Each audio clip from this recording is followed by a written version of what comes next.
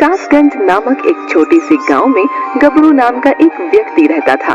गबरू अच्छा इंसान था, लेकिन गबरू के छोटे कद के कारण कासगंज के लोग गबरू को बिल्कुल भी पसंद नहीं किया करते थे।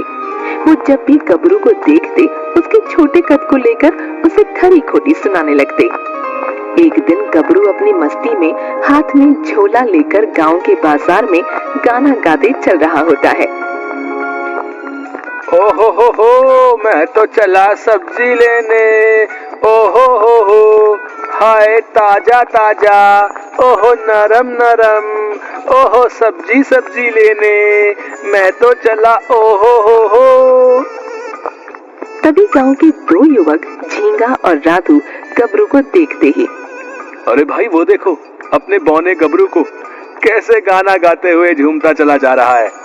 यूं लगता है भाई जैसे गोल गोल छोटा खरबूजा लुढ़कता चला आ रहा है। देखो देखो देखो। अरे भैया, गबरू भी अपने कासगंज का एक अलग ही पीस है कि नहीं है? हाँ भाई हाँ, बिल्कुल सही बोल रहे भाई।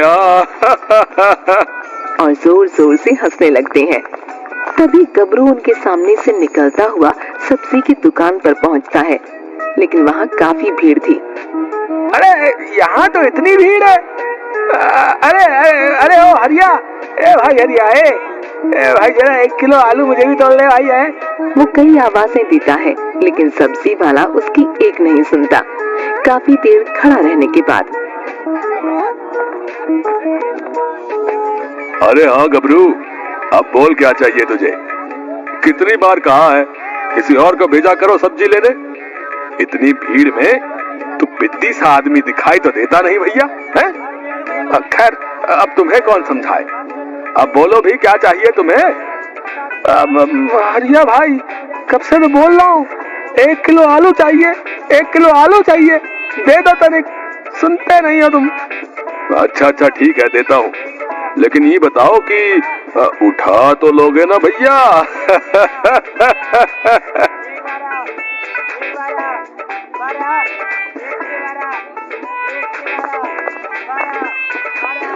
अरे आ गया तू, काफी देर लगा दी तूने आने में। आलू लेने गया था या वहीं बसने का इरादा करके गया था? काम चोरी में तो तेरी कोई बराबरी नहीं कर सकता है गबरू। अब मुझे यूं देख क्या रहा है? जाकर नदी से पानी ले आ। घर में एक बूंद भी पीने का पानी नहीं है। जाकर पानी लेकर आ। पूरा दिन मुफ्त की रोटियां तोड़ता रहता है।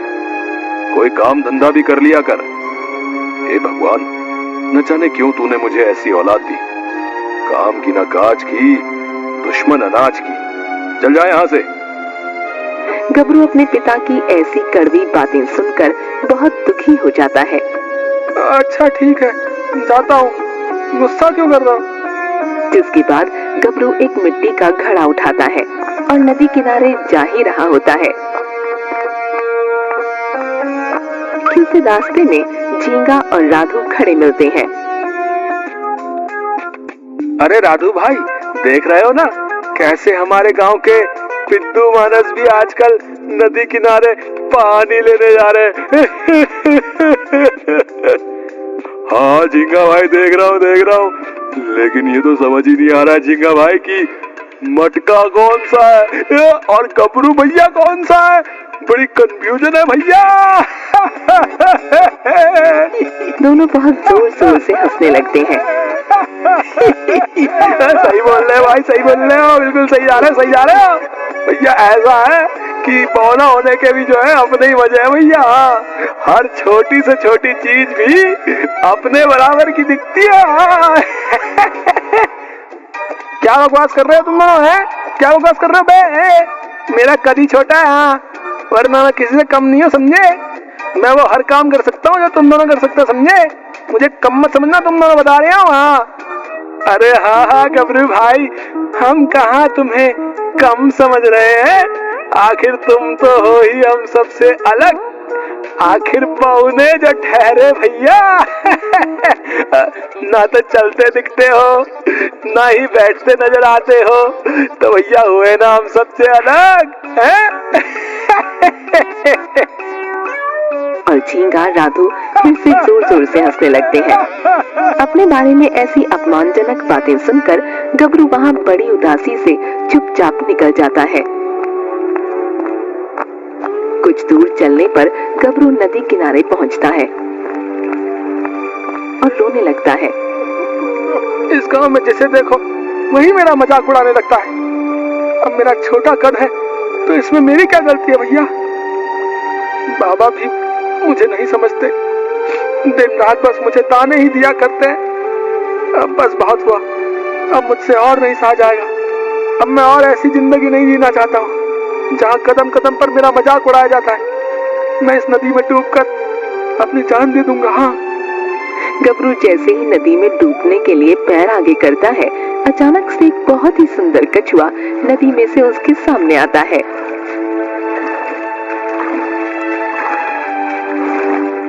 रुको गबरू, ये क्या कर रहे हो तुम? यूं अपना जीवन ऐसे खत्म नहीं करना चाहिए गबरू। गबरू कछुए की आवाज सुनकर थोड़ा हैरान हो जाता है। क्या भाई? मैं कछुआ? तुम बोल सकते हो क्या भाई? मैंने तो पहली बार ऐसा कछुआ देखा है। हाँ, तुम मुझे कुछ करोगे तो नहीं ना? चलो चलो दूर हटो मुझसे। नहीं नहीं गबरू, तुम्हें मुझसे डरने की कोई जरूरत नहीं है। मैं कोई साधारण कछुआ नहीं हूँ, बल्कि एक मायावी कछुआ हूँ। मैंने तुम्हारी सारी बातें सुन ली हैं गबरू। तुम एक नेक इंसान हो, लेकिन तुम्हारे छोटे कद की वजह से तुम इस नदी में अपनी जान देने जा रहे थे। मैं ऐसा नहीं होने दे सकता था, इसलिए मैं तुम्हारे सामने तुम्हें रोकने आ गया। क्या तुम सच में मायावी कछुए हो? भाई मुझे तो यकीन भी नहीं हो रहा भाई। मैं अब सबकी बातें सुन सुनकर थक गया हूँ कछुए भाई, इसलिए अब और जीना नहीं चाहता हूँ। जब मैं जिंदा ही नहीं रहूंगा तो कोई भी मेरे बारे में बातें ही नहीं बना पाएगा कछुआ भाई। नहीं नहीं गबरू, ऐसा मत सोचो। तुम्हारी इस परेशानी का एक इलाज है मेरे पास गबरू। इलाज? कैसा इलाज कछुए भाई? तभी कछुआ अपनी मायावी शक्ति से एक चमकती हुई चप्पल गबरू के सामने रख देता है। कछुए भाई, ये कैसी चप्पल है भला, और ये क्या सहायता करेगी भला मेरी? नहीं नहीं गबरू, ये कोई मामूली चप्पल नहीं है, ये जादुई चप्पल है। तुम जब भी इस चप्पल को पहनोगे तो तुम्हारा कद इन सब गांव वालों से सबसे बड़ा हो जाएगा गबरू। फिर गांव वाले तुम्हें कोई साधारण सा व्यक्ति नहीं समझेंगे। जब तुम ये जादुई चप्पल पहनोगे तो ये अपना जादू जरूर दिखाएगी। क्या कहा? जादुई चप्पल? मुझे तो यकीन ही नहीं हो रहा है कछुए भाई, क्या सच में ये अपना जादू दिखाएगी है? तभी गबरू जादुई चप्पल अपने पैर में पहन लेता है और अचानक से गबरू ऊपर उड़ने लगता है।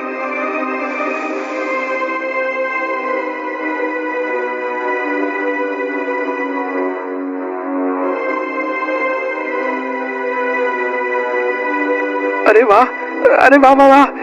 अरे कछुए भाई, तुमने तो बिल्कुल सच कहा था। देखो देखो, मैं तो आसमान से भी ऊपर आ गया हूँ। अरे वाह वाह वाह वाह! ये जादुई चप्पल तो बड़े काम की है भाई। वाह, मजा आ गया, मजा आ गया। अरे कछुए भाई, लेकिन अब मैं जमीन पर वापस कैसे आऊंगा? गबरू घबराओ नहीं, बोलो हे जादुई चप्पल, मुझे नीचे जमीन पर उतारो और तुम नीचे आ जाओगे गबरू। गबरू ऐसा ही बोलता है और तभी गबरू नीचे आ जाता है। देखो गबरू, ये जादुई चप्पल मैं सिर्फ तुम्हें इसलिए दे रहा हूँ क्योंकि तुम एक अच्छे दिल के इंसान हो। लेकिन याद रखना, जब जब जादुई चप्पल को लगेगा कि तुम इसका उपयोग सिर्फ अपने स्वार्थ के लिए कर रहे हो, तो ये अपना जादू दिखाना बंद कर देगी और वापस मेरे पास आ जाएगी। समझे गबरू?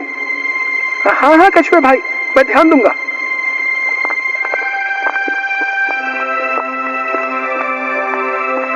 इसके बाद गबरू अपने साथ जादुई चप्पल लेकर अपने घर आता है। आ गया तू, कब से तेरी राह देख रहा हूँ। ये तेरे हाथ में किसकी चप्पल है? हे भगवान, ये किसकी चप्पल उठा लाया तू? क्यों रे गबरू, काम धाम तो तुझसे होता नहीं, अब क्या चोरी भी करने लगा है तू? अगर मैंने बाबा को जादुई चप्पल के बारे में बता दिया तो सबको पता चल जाएगा कि मेरे पास ये जादुई चप्पल है। नहीं नहीं नहीं, मैं ऐसा नहीं करूंगा। हाँ, ये चप्पल मैं किसी की उठाकर नहीं लाया हूँ बापू, बल्कि ये मुझे नदी में तैरती मिली। बाबा, ये काफी सुंदर लग रही थी ना, इसीलिए मैं घर ले आया इसे। हाँ। अरे बेवकूफ, तू इसका भला क्या करेगा? मैं कहता हूँ फेंक दे इसे। चल फेंक इसे। पता नहीं क्या क्या उठा कर लाता है। अच्छा अच्छा ठीक है, फेंक दूंगा बाबा, लेकिन अभी मुझे बहुत नींद आ रही है। मैं सोने चलता हूँ। जिसके बाद गबरू अपने कमरे में अपनी चप्पल को अलमारी में छुपा देता है।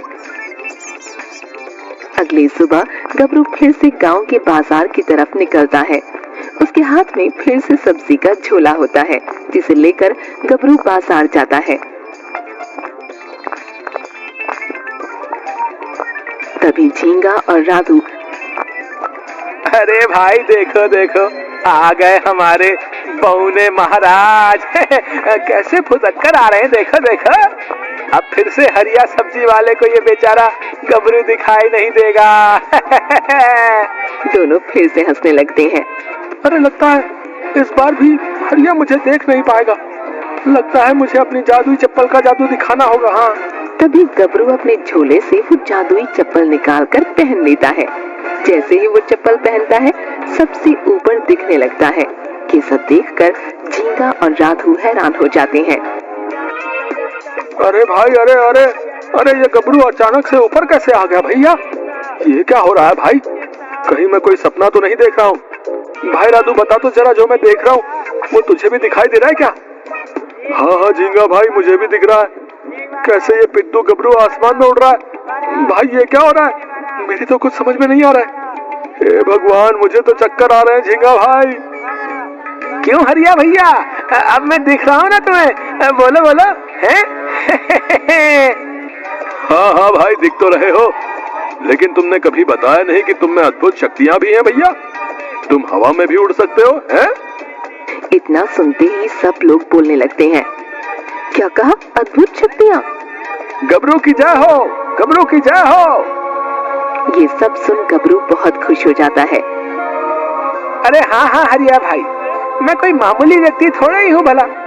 ये अद्भुत शक्तियाँ तो मुझ में बचपन से ही है, बस कभी दिखाई नहीं। सोचा आज दिखाई देता हूँ।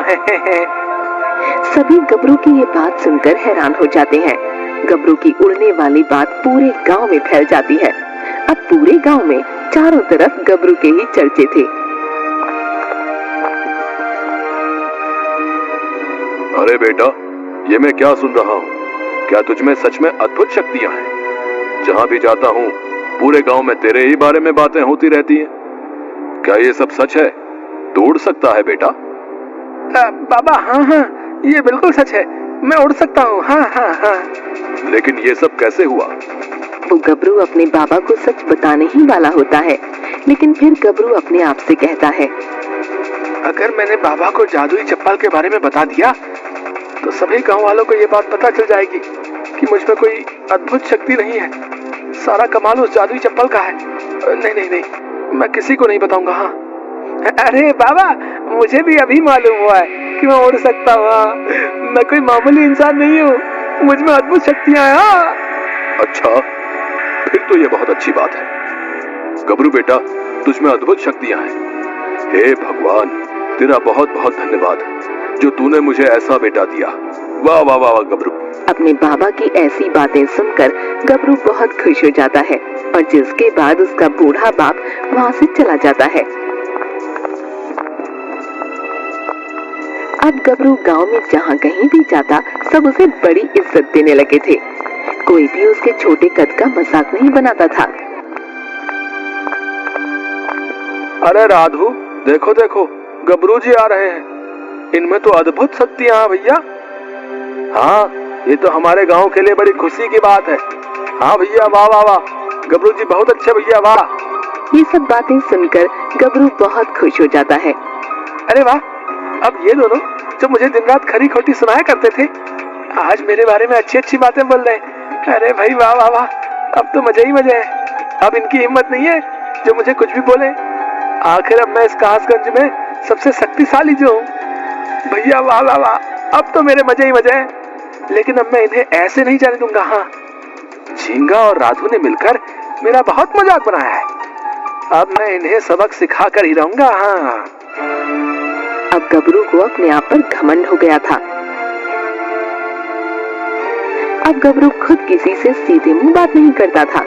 गबरू समझने लगा था कि वो पूरे कासगंज में सबसे शक्तिशाली है।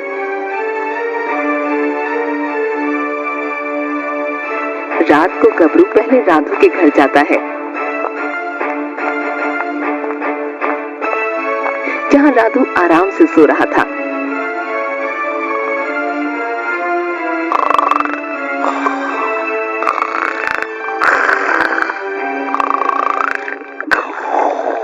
तभी गबरू राधू को एक जोरदार थप्पड़ मारता है और गबरू आसमान में उड़ने लगता है। कौन है भाई? किसने मुझे इतनी जोर का थप्पड़ मारा? कौन है? लगता है मेरा सपना होगा। भला मुझे कौन मारेगा? सो जाता हूँ। सपने भी ना बड़े अजीब अजीब दिखने लगे हैं आजकल। तभी राधू फिर से सो जाता है। फिर गबरू नीचे उतरकर एक और थप्पड़ राधू के मुंह पर मारता है और फिर वो आसमान में उड़ने लगता है। अरे कौन है भाई? कौन मार रहा है मुझे? कौन मार रहा है मुझे? कुछ नजर क्यों नहीं आ रहा भाई? ये कौन है भाई? ये सिलसिला काफी देर तक चलता है, जिसके बाद राधू जोर जोर से रोने लगता है। इसके बाद गबरू चुपके से झींगा के घर जाता है। झींगा भी आराम से सो रहा था। गबरू के हाथ में एक कैंची होती है और सोते हुए झींगा गबरू के सारे बाल काट देता है। अब आएगा ना मजा? तूने तो मेरा बड़ा मजाक उड़ाया झींगा। अब देखना तेरा कैसे मजाक बनता है। और गबरू हंसने लगता है।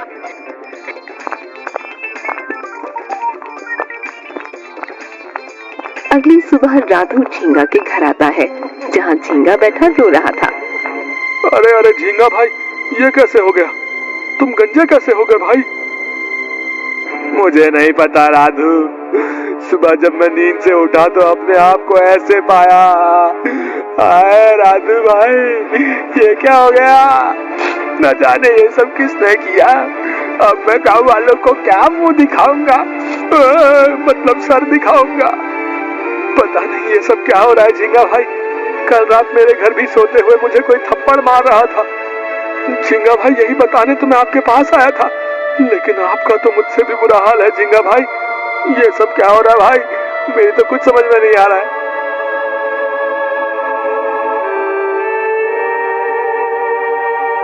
एक दिन गबरू उड़ते हुए कासगंज के एक पनघट पर जा पहुंचता है। ए ब्यूटीफुल लड़कियों, I am super powerful man गबरू। मेरे साथ कोई उड़ना चाहेगी? ऐसी बातें सुनकर सब लड़कियां हंसने लगीं और उनमें से एक लड़की बोली, गबरू अंकल, आज कहाँ पर राटेदार इंग्लिश बोल रहे हो?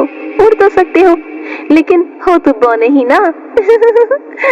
गबरू ये सब सुनकर गुस्से से लाल हो जाता है। ए अंकल किसको बोलती है? अंकल किसको बोला? अंकल दिखता हूँ क्या? एक एक करके देख लूंगा सबको।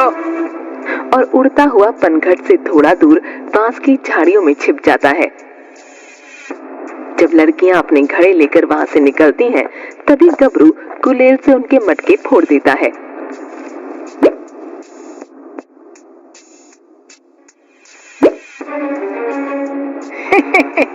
अब आया मजा है, गबरू से पंगा लेंगी।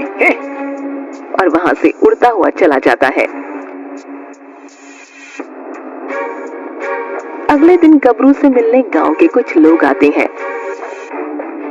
अरे गबरू भाई, हम आपसे मिलने आए हैं। हाँ, आखिर आप जैसी शक्ति अब पूरे गांव में किसी के पास नहीं है भैया। हाँ, हम चाहते हैं आप ही हमारे गांव के मुखिया बन जाओ भैया। हाँ। क्या कहा मुखिया? और वो भी मैं? अरे वाह वाह भैया, अगर मैं मुखिया बन गया तो मेरे तो मजे ही आ जाएंगे। पूरे गांव में मेरा ही राज होगा। हाँ हाँ, क्यों नहीं।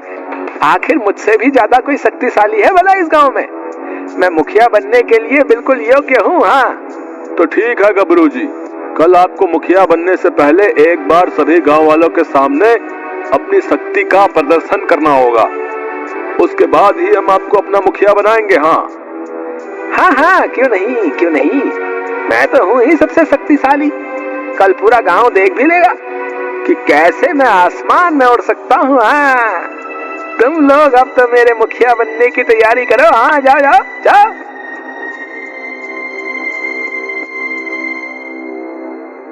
अगली सुबह गबरू और पूरा गांव उपस्थित होते हैं।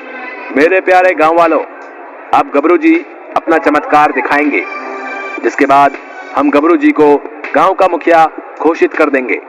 तो गबरू जी शुरू हो जाइए।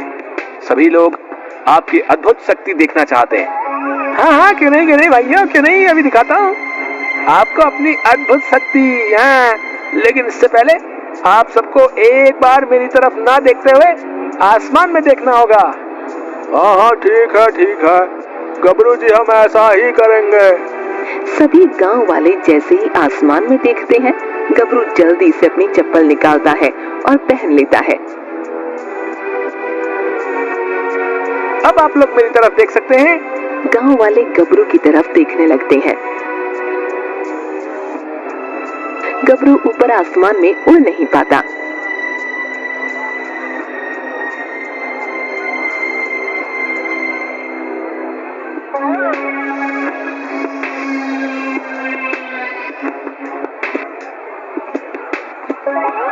अरे, मैंने तो ये जादुई चप्पल पहन ली है, लेकिन मैं उड़ क्यों नहीं पा रहा हूँ?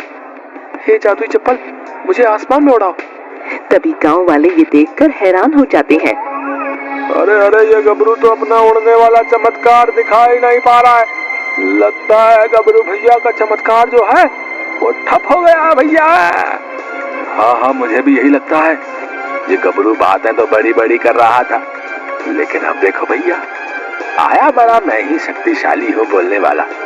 जाओ जाओ गबरू भैया, तुमसे नहीं हो पाएगा। हाँ, और अब मुखिया बनने का तो तुम भूल ही जाओ। हाँ, मैं कहता हूँ अब तो हम सबको अपने घर चलना चाहिए भैया। फालतू में क्यों टाइम खोटी करना भैया। है क्यों भाई, सही बोल रहा हूँ ना? हाँ भाई।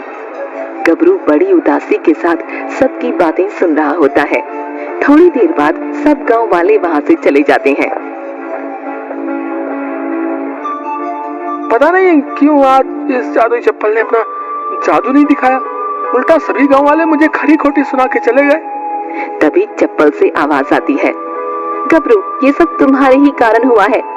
गबरू चप्पल की आवाज सुनकर चौंक जाता है। अब क्या तुम बोल सकती हो जादुई चप्पल? हाँ गबरू, मैं बोल सकती हूँ। मैं तुम्हारे पास इसलिए आई थी कि गांव में कोई भी तुमसे ठीक से बातें नहीं करता था। हर कोई तुम्हारे छोटे कद के कारण तुम्हारा बस मजाक ही उड़ाता था। जब से मैं तुम्हारे पास आई तो सभी गांव वाले तुम्हें शक्तिशाली समझने लगे और तुम्हारी इज्जत करने लगे। लेकिन तुम्हारे मन में तो लालच आ गया। तुम समझने लगे कि तुम ही इस गांव में सबसे शक्तिशाली हो। अब तुम में और उन लोगों में कोई फर्क नहीं रहा गबरू। इसीलिए ही आज मैंने अपना जादू नहीं दिखाया। अब मैं तुम्हारे पास से वापस मायावी कछुए के पास चली जाऊंगी गबरू। जादुई चप्पल की ऐसी बातें सुनकर गबरू को अपनी गलती पर पछतावा होने लगा। जादुई चप्पल, मुझे माफ कर दो। तुम मत जाओ जादुई चप्पल। ये मैंने क्या कर दिया? मुझे हद से ज्यादा घमंड नहीं करना चाहिए था। और गबरू जोर जोर से रोने लगता है। तो हमें उम्मीद है कि आपको हमारी ये कहानी पसंद आई होगी।